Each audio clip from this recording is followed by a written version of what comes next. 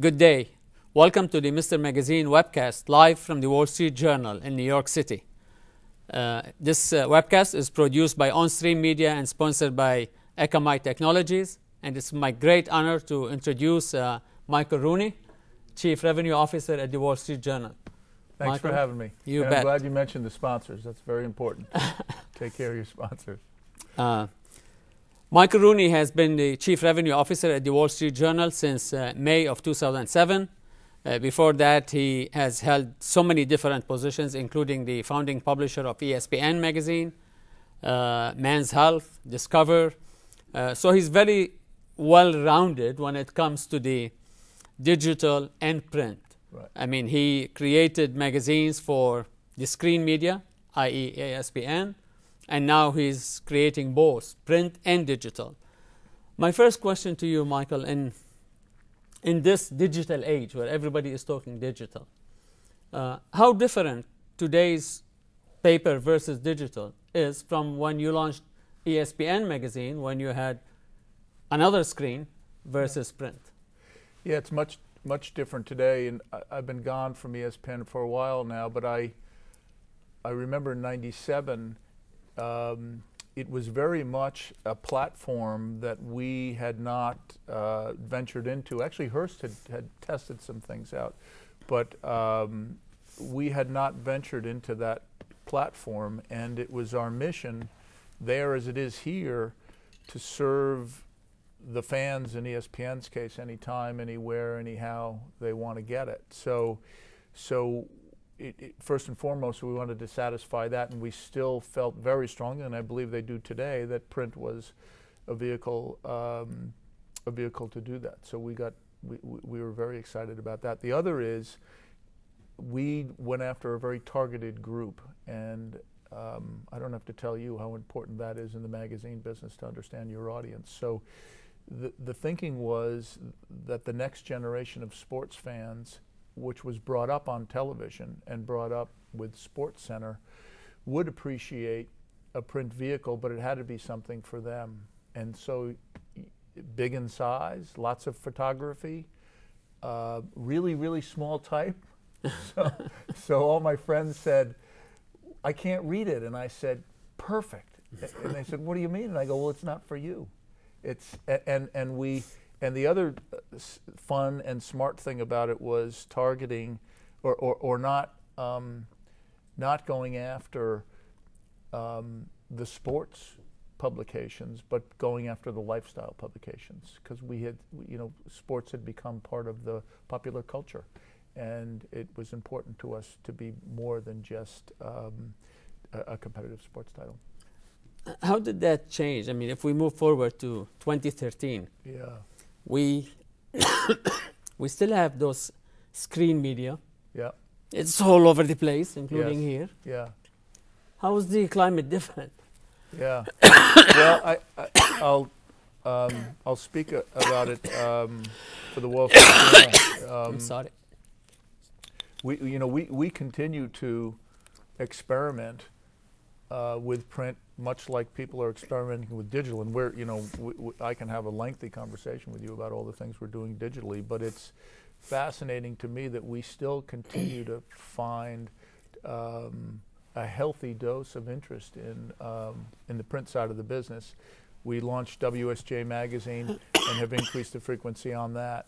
We as you know, shut down Smart Money, but have launched something called WSJ Money, which was in last Saturday's paper, and have gotten great reception on that for personal finance, which the journal does provide personal finance in the regular weekly paper and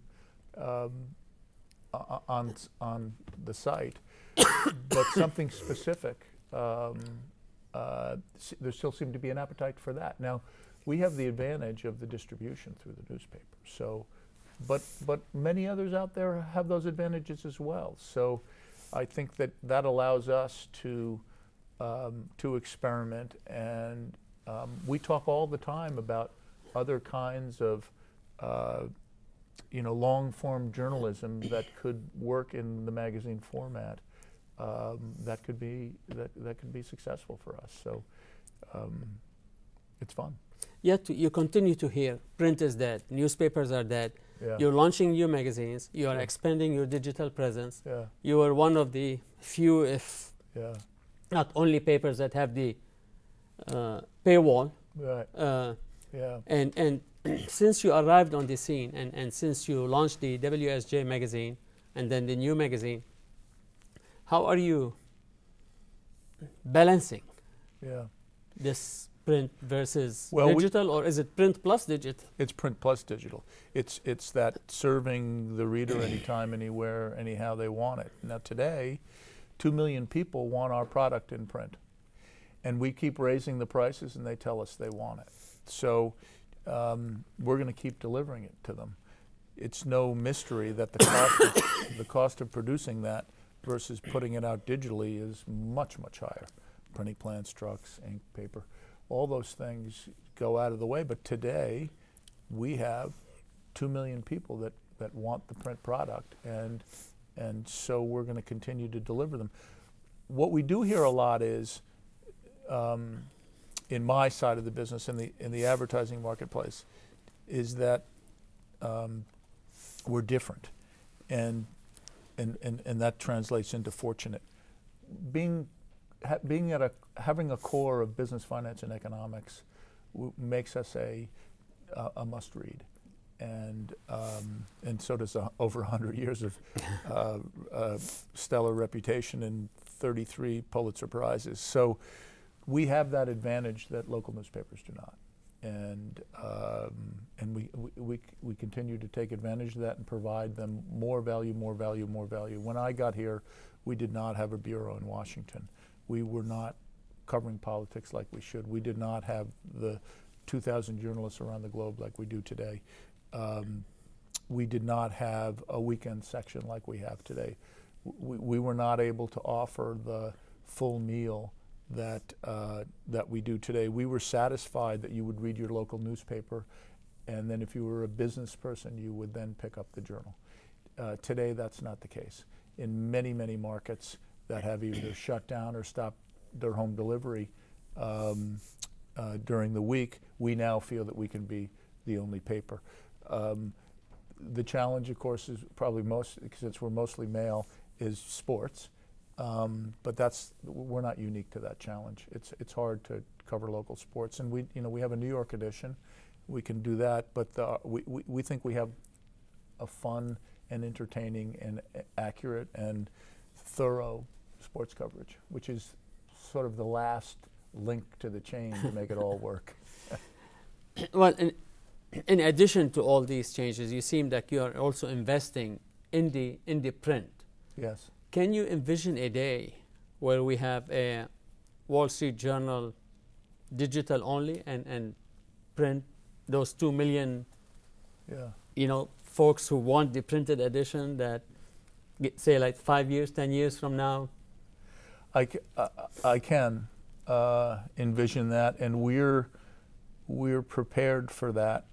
But again, it's really up to the readers. Today they still want it. I ride the train, so I get to do focus groups twice a day, and there are less and less people with the paper, but not. There's still quite a few reading the personal journal on their way home and digging through the Section A and Money and Investing on the way in. So, do I envision it? Yeah. Does it make me nervous? No, not a bit. And are we ready for it? Absolutely. And I think that you would reference the paywall. We've been doing that since the beginning, and it's part of our DNA here at the company. We have another division, an enterprise division, that sells up to the second newswires information to Wall Street for financial decision makers. We've been charging a lot for that over the years. So it just we work too hard to not charge for our content, and it would never occur to us that that's an avenue to go to grow the business. And it's unfortunate that the rest of the world hasn't been able to, and they're starting to, and having some success. But we've conditioned consumers to think that it's all for free. Well, if you envision that day then, that it will happen, and we may not have a printed paper, Why are you still investing in print? Because that's not the reality today. And who, envision whatever it might be, whatever the prognosticators say, what can we do today? And this is very successful. This is a very successful luxury magazine that we couldn't be more proud of, that's very profitable. And, the boss would like to see this 52 times a year. Right now, 10, we're very competitive at 10. Like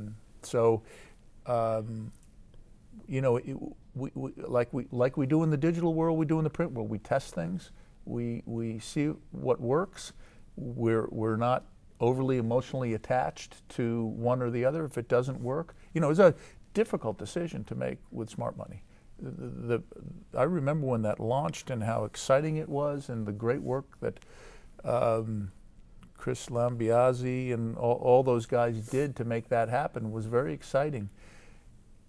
But the category petered out, as a lot of other categories have, and you got to make tough decisions when those things happen. Is personal finance dead? Absolutely not. There's 10,000 baby boomers going into retirement every day, and they have questions and need answers, and they trust the journal to do that. So we decided that, well, it's hard for us to support smart money. We're going to do that digitally to keep the brand alive, but let's try this WSJ Money to see if we can gain some traction there, because it's really, we're a franchise selling organization. It's the Wall Street Journal, and that's the brand. And I know it's too soon to judge, but what was the reaction to the first issue that just came last Saturday? Well, the advertising reaction was very good, and so far the readers are telling us that they like it. We've got a very good staff of editors, and we're excited to do the next one. You're in charge of bringing in the money? Yes, I am. Where's the money coming from? Yeah, that's a good question. Our greatest growth over the last 18 months has been in the consumer category, with the help of WSJ, the magazine. The consumer business has grown, and we having a glossy product for those people is fantastic. The big surprise for me there was that these people were not historical advertisers in the journal, but they understood the strengths of the brand, and they clearly understood the power of the audience. So it's never easy, and it wasn't easy. And there's a lot of pressure on from competitors and price, but I've been really pleased with how strong this brand has been received in the luxury marketplace. But we're having difficult times in other categories. The B2B category and even the automotive to a certain extent, or just the marketing world in general is in a experimental phase, and it's going to go on for a while.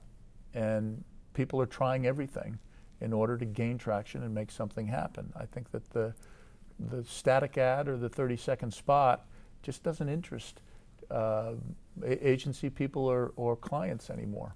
And so they're all anxious to break through, and we that's at our expense sometimes, because they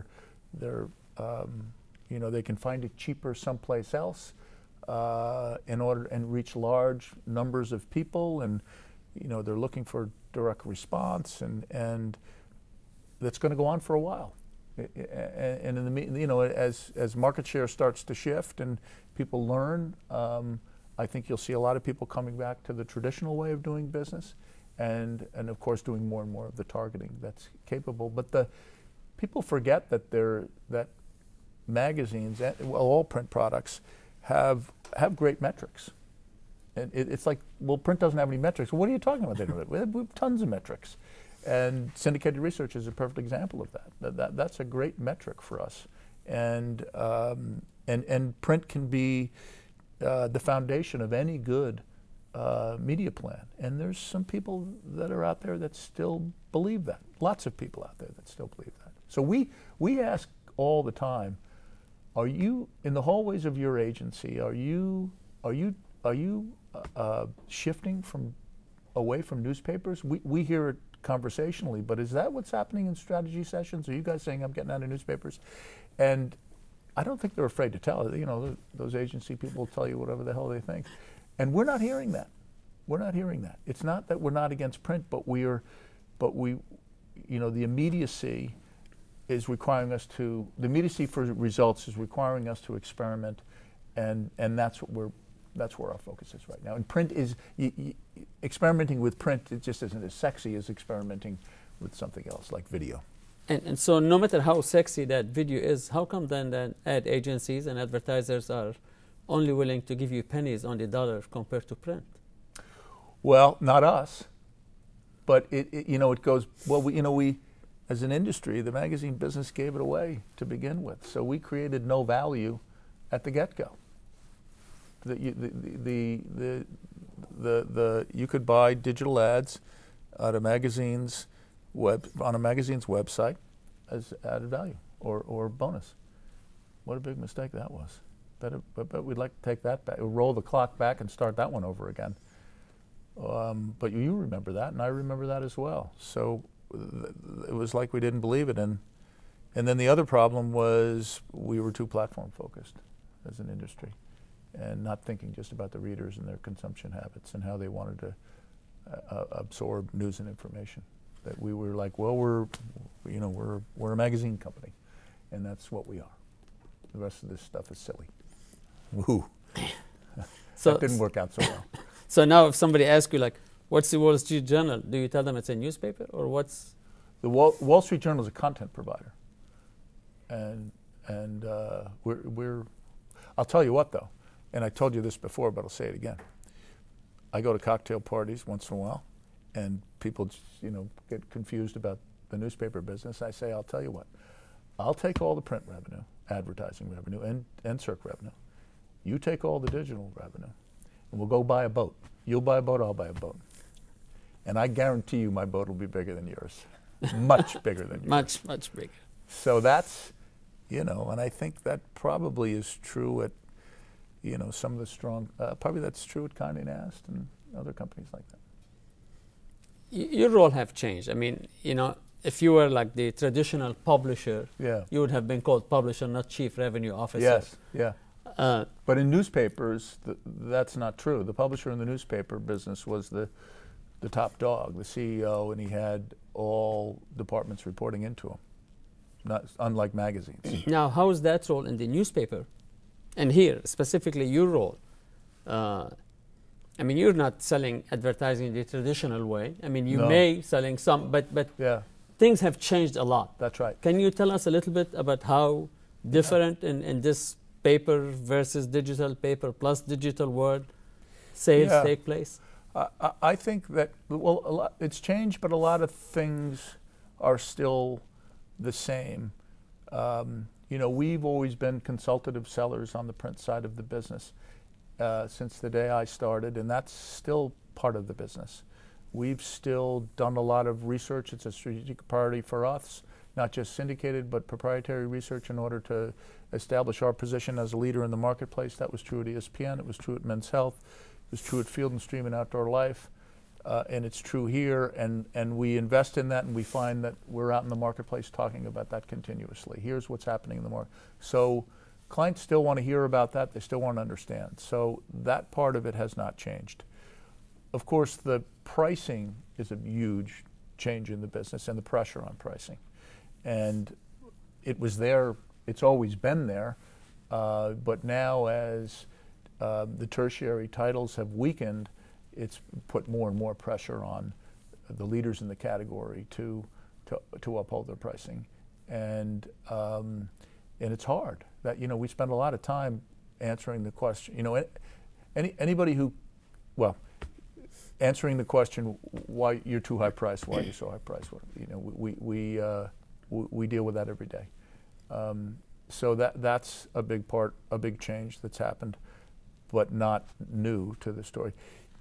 Probably the biggest change today is with all the experimenting and the proliferation of social media, our clients are all now in the content development business, and they have a story to tell, whether it's a car manufacturer that has a green plant that's doing revolutionary things, or a financial advisor that has particular information that's unique to retirement. They all need to get that out, and they're not just going to do it with earned media. They need distribution, so they put it out on Facebook and they put it out on Twitter, and that's all good. But they come to us now and want our distribution in order to do that, and we as the most trusted news source on the planet, and I didn't make that up. Pew Research says that's what we are.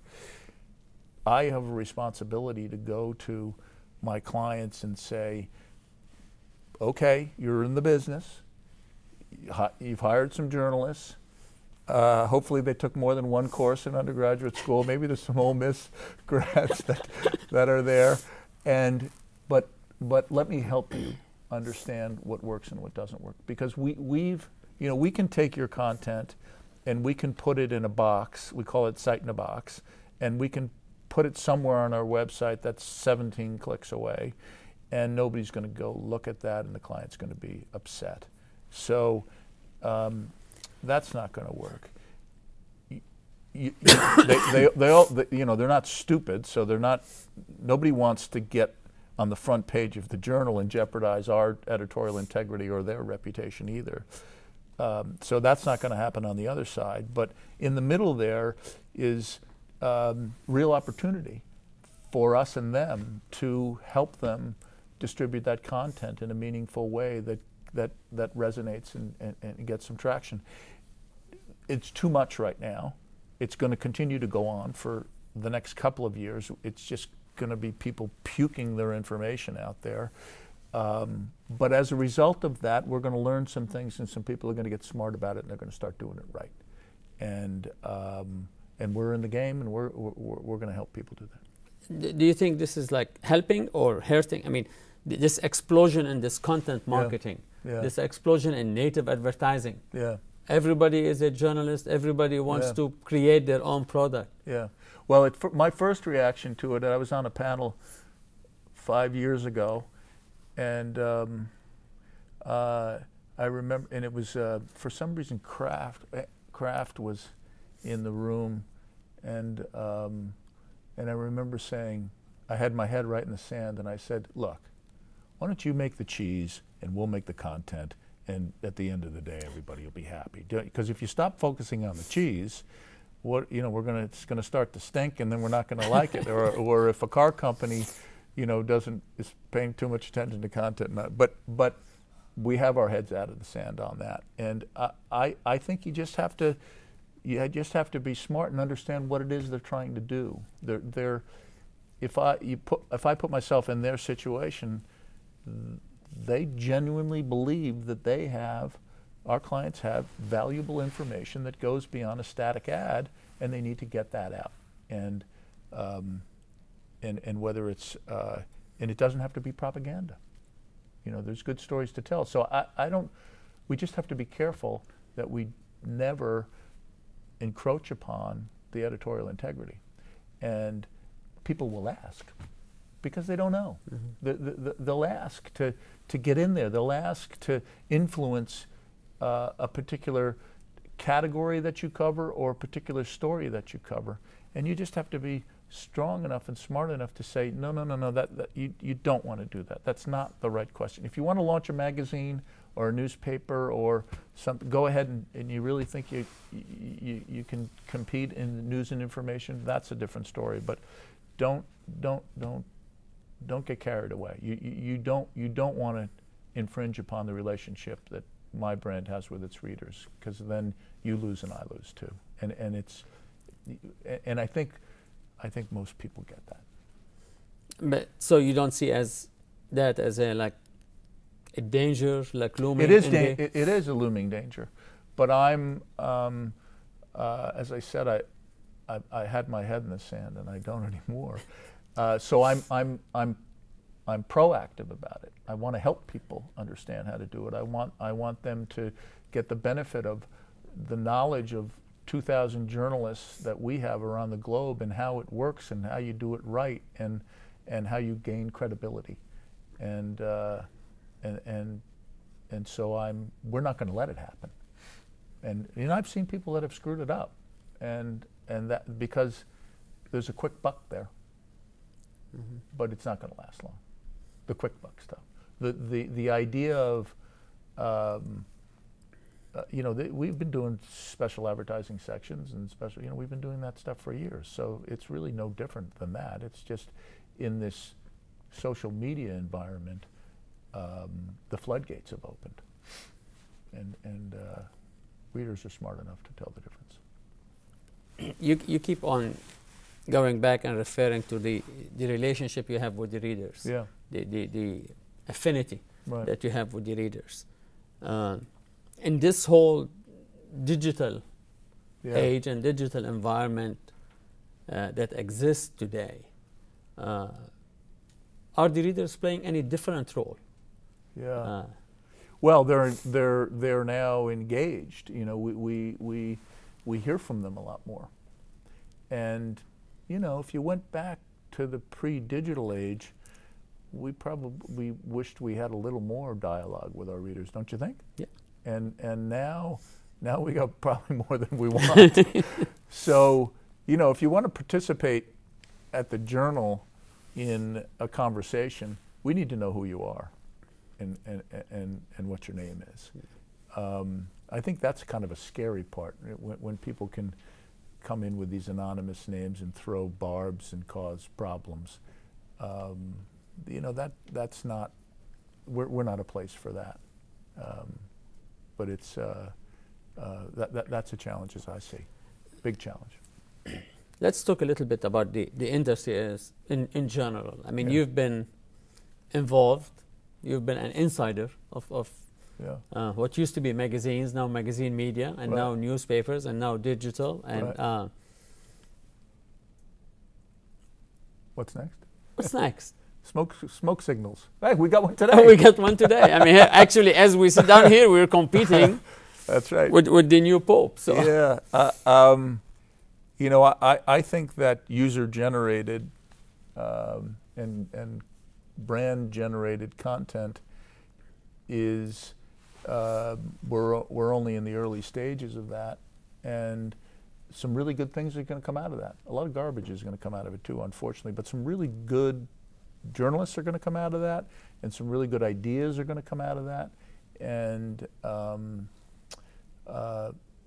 I don't know how it will manifest itself, but I think that all of that is good. What the part I do worry about is I was on the train coming in, and next up after me, my brother lives, so he steps on, and he's got his daughter with him, who's a smart college student. So I'm sitting down, open up the Journal. He sits down, opens up the Journal because he has to, because he's my brother. And then she sits there and she's got her phone. So I said, "What are you doing?" Well, I'm looking at Twitter.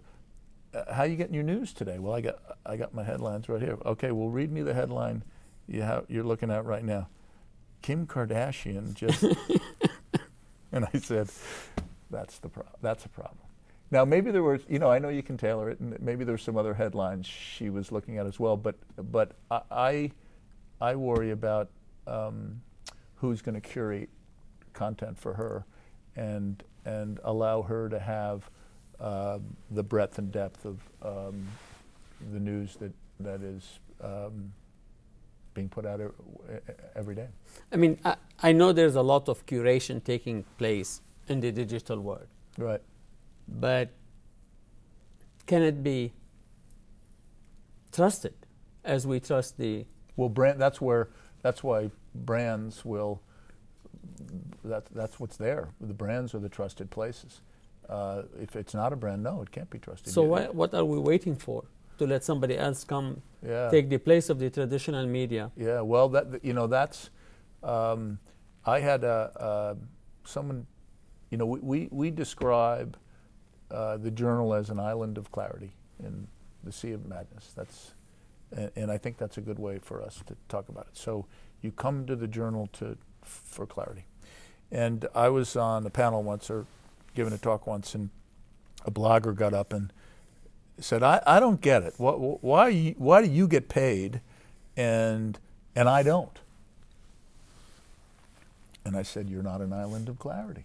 Who the hell are you? You know, you can work toward it and try to develop it, but just because, you know, you have access to the web doesn't mean that you have credibility or the right to compete with a trusted brand that has years and years of credibility. Well, I have some questions coming in here from the audience. There's people out there There's watching. people watching, I guess. Okay. You mentioned 2 million readers preferring print. What's the Wall Street Journal overall readership per year? It's 2 million a day. We put out 2 million papers a day, globally. So what's it in a year? It's do they mean readership, do you think? Or? Yeah, readership. Yeah, so we, unlike, you know, we don't have the 8 or 9 readers per copy that some magazines do. We have about 1.5, so whatever that's equivalent, 1.5 to 2. Okay. So that's what it would be every day, except Sunday. Another Sunday you have to go online. Online. It's another watcher is asking, Wall Street Journal is a very well-known name in the information and news market. How does a smaller, in fact, much less known entity survive in print versus digital? Well, I think, you know, you find a niche, and you know, that was the beauty of special interest magazines in the 80s. I mean, it was fantastic. A guy in his garage who had a passion for triathlons or scuba diving could wrestle up some money, test it on the newsstand, and make something happen. You could do that. I don't think you can do that today. But you could probably do it digitally. I mean, it's the passion that editorial staff has for a particular subject that taps into the vein of the interested party. So you know, it's the niche thing.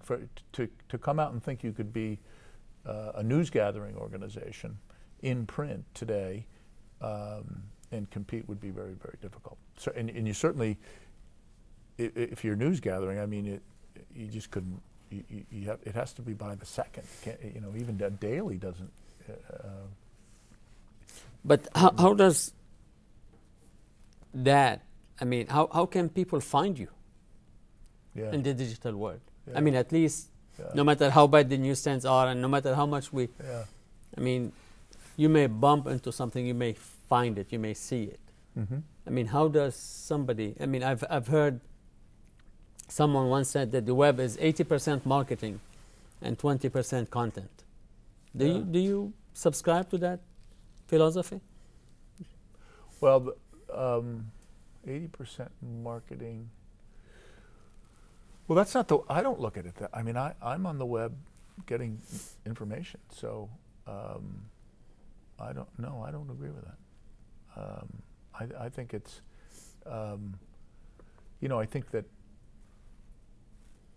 you could look at Facebook, I guess, as being marketing, but I don't think the users see it that way.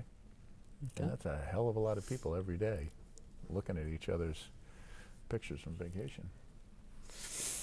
One viewer is asking, what's the overlap between digital plus print advertisers? I mean, are they same brands on both? Yeah, are they no, that's a, you know, we're an integrated editorial operation and an integrated business operation. So my group sells both. We're platform agnostic. And so 80% of our business is 80% of our accounts run both print and digital. It's very rarely that we have an account that isn't interested in one or the other, or over a couple of year period, they'll use both. And you have the same sales team selling both all platforms? We have not in the past, and I felt very strongly about that. Print is still bought by print people, print groups, and digital is bought by digital, and they can be in two different agencies. Plus, digital requires a setup and an understanding of the category that print does not. And so we felt that it was important to have account executives on the street that were selling separately, print or digital. But when they come back to the office, we're platform agnostic. So the marketing department, their management, is all about let's do what we can for this client to bring in as much money as possible against the audience that they want to deliver. Now, so that's the way it's been. Come this summer, we will be a totally integrated operation, and there's cost savings there that I can't ignore. But I think the marketplace is ready for it too. More and more, they want to hear from one person who can talk about both print and digital. And do you think that the brands themselves are starting to also think platform agnostic, or they are still? I do. I think that gets back to the point of, no one's telling me they're moving out of newspapers. At least they're telling me that. Maybe I look like I'll kill them if they say that. But they want to know. They want to know how to reach the C-suite, as an example, first and foremost, and then the most efficient way to do that. But having said that, we quickly moved to the experimental phase. They want the new, sexy, exciting opportunity, and we've been at the bleeding edge of that. We had an iPad app day one when that product came out. We've got great mobile products. We've got video products. So it's important that you are not perceived as being platform focused or behind the times on innovation. And that's the beauty of working for a big company. Why do we keep on referring to digital as this new sexy thing? Yeah. Well, to me, I can hold this perfect bound brand new magazine. Yeah. It's as sexy as that's right. Sexy can get. Yeah. Well, it's maybe sexy is not the right word, but new is everybody wants new and exciting. Maybe that's better than new and exciting is what I think agencies and marketing people want to take to the boss. Look at this. Isn't this cool? We should try this. It's going to separate us from the competition. We're going to look like we're innovative. We're going to look like we're smart, and maybe we'll even sell something in the process. So was it then tough to sell the new print WSJ Money magazine after preaching the whole digital is hot? I was scared to death. We shut down Smart Money. All of a sudden, they're banging on the table for a glossy in personal finance. The category is not as strong as it used to be. But we rang the bell. The guys rang the bell. So, I couldn't be happier. It was great. And now we did the first issue, and now we're thinking what we can do to improve on that. And so the marketplace trusts us, and they like what they've seen. So we'll do more. Do you think in general, and I'm not talking now about the Wall Street Journal, in general, do you think we've given up too soon on print as an industry? I think that we have not at the Journal, but I think that the industry as a whole has, and there's many pockets or companies that have, yeah. It's a shame, but that's what's happened. And a lot of it's been, cost pressure.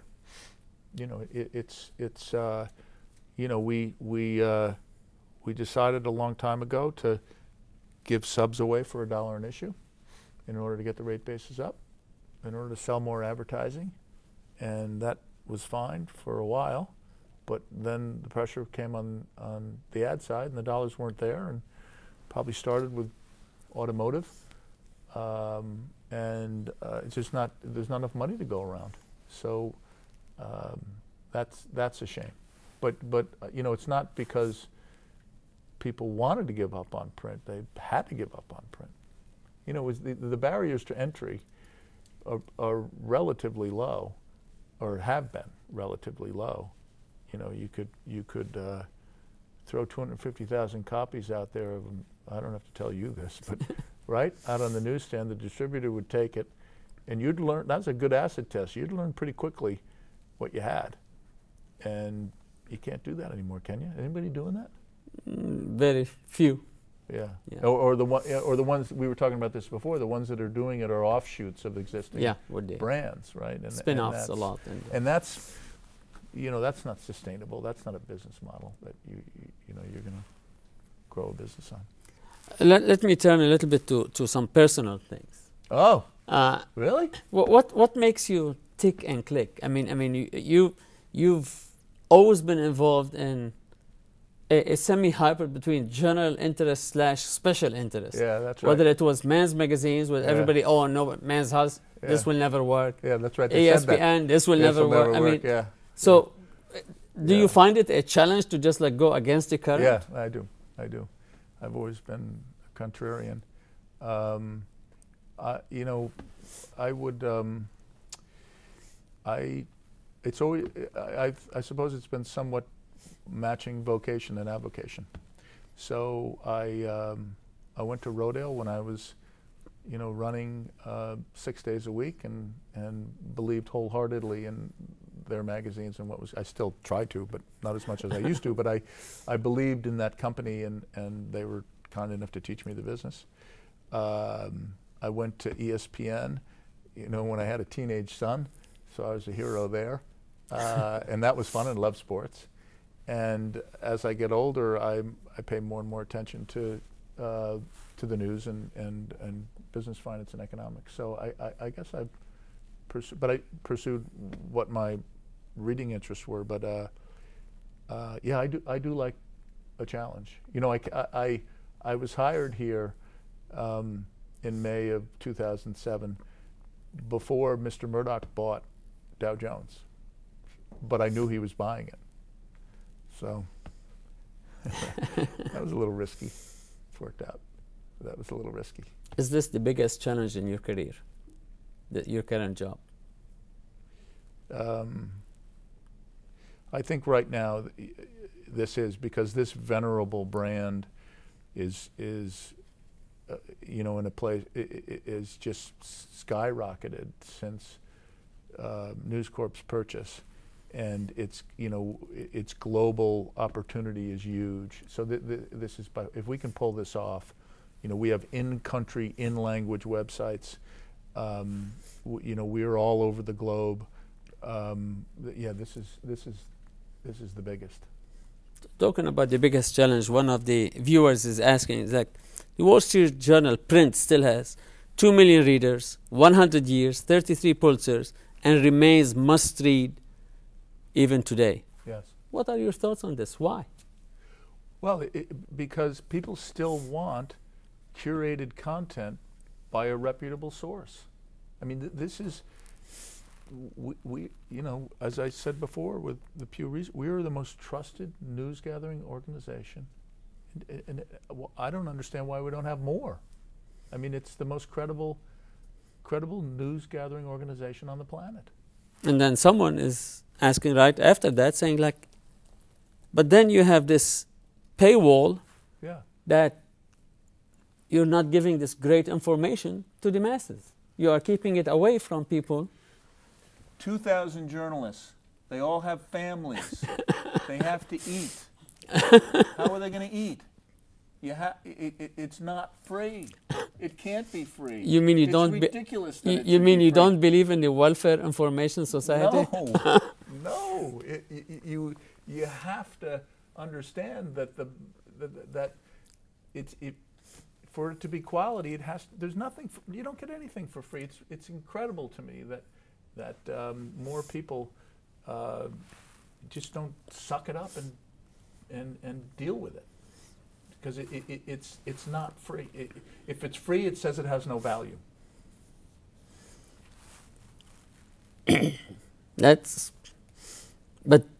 But you mentioned that earlier. I mean, we were the ones. It was the media folks. Yeah, we screwed it up. That put people on welfare information society. Yeah, and I get caught doing that too. I'm looking around for free stuff, and I know I shouldn't, but I'm conditioned to think that that's the case. But there's got to be a better mechanism for us to. I can't stand registering, and we've got to have like Easy Pass, for content. Isn't what Next Media is trying to do with the magazines? I mean, do you think this will ever work? I hope so. Whoever can invent an easy way for me not to remember all my passwords, just let my fingerprint be right up there on the screen. Boy, that'll be genius. Yeah, let's pretend you didn't hear that. I mean, it's going to be our secret trademark. Michael and I were going to go swipe that. Think how nice that would be. You forgot your password. But that and then a way to turn the meter on. I mean, it's still, people spend money at Starbucks, and it just amazes me, why a cup of coffee can't be equivalent to some real quality content. Why can't that be? And we've come so far that that question is asked every day. It's unfortunate, but that's the question that everybody's expectations are free, and you'll never get it from us. We have time for 2 more questions, Michael, and one of them comes from a viewer that says, you mentioned creating a niche within digital, and that there will be a lot of garbage and great things in the future. Yeah. How much garbage you have to go through? Yeah. To find the good stuff. Yeah, a lot. Do you think people have the time to do that? No, and I think that's where brands and quality publishing companies can be that source. If you're interested in health and wellness, you can go to Rodale Press and get satisfaction, and people know that, and you can surf around their sites in order to get that to happen. If you want news and information, you can come to the Wall Street Journal, and I think that that's the big media companies. Some won't be around, but the big media companies have to recognize that that's their responsibility to do that, and to hire good people and to keep it going. And the good people are the people that are out there in the blogosphere telling their stories, and some can make it on their own, but not all of them. So, come on in. It's not that bad. You don't have to wear a tie and jacket here every day. I just have one on here for you. But, we're easy to get along with. We want to hire good, talented people and give them an opportunity to express themselves. But, it's good to have those channels and those checkpoints. And you should have those if you have the reader's best interest in mind, and not just your opinions. My last question to you is, if we were sitting here next year, same time, yeah, and I ask you, Michael, how was 2013? Yeah. What would you tell me? I would tell you that the first half of 2013 was rough, and that it got better. That sounds like a sales guy, doesn't it? It's going to be better. It's going to be better in the second half of the year.